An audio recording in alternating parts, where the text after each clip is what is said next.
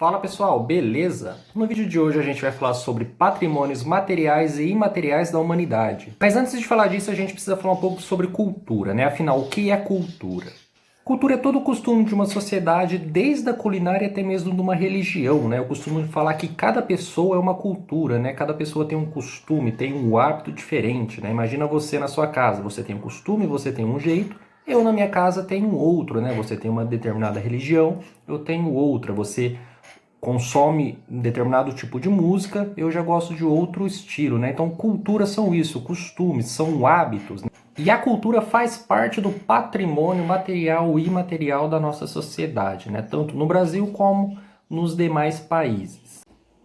Portanto, patrimônio ele está ligado à ideia de herança, né? Então é algo que a gente herda de outros tempos, né? De outras épocas, né? Então a gente classifica patrimônio como material, aquilo que é concreto, e imaterial, aquilo que não é concreto. Vamos aos exemplos. Patrimônio material é o conjunto de bens móveis e imóveis existente fisicamente nos países, cuja conservação é de interesse público, né? De interesse de todos.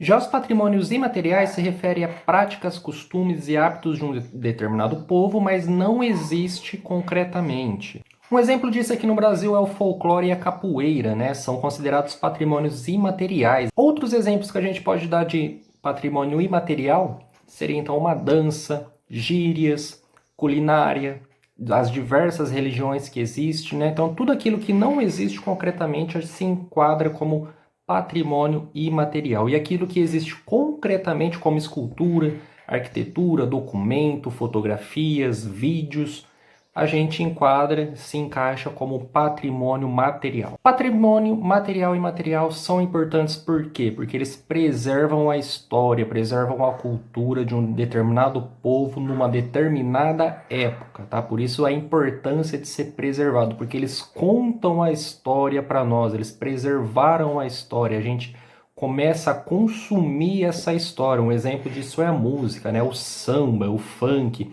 que tem significado de um determinado povo, de uma determinada época, né? Então o funk, né? A luta das pessoas que queriam dar voz, né? Ali nas favelas, que queriam mostrar a realidade deles, né? Então por isso então, ó, são ricos, né? Religião, né? O catolicismo, o candomblé, o cristianismo, né? Então tem todo um significado quando você entra naquele templo, né? Então carrega toda uma tradição do passado, né? Então são coisas ricas culturalmente que agregam no nosso dia a dia.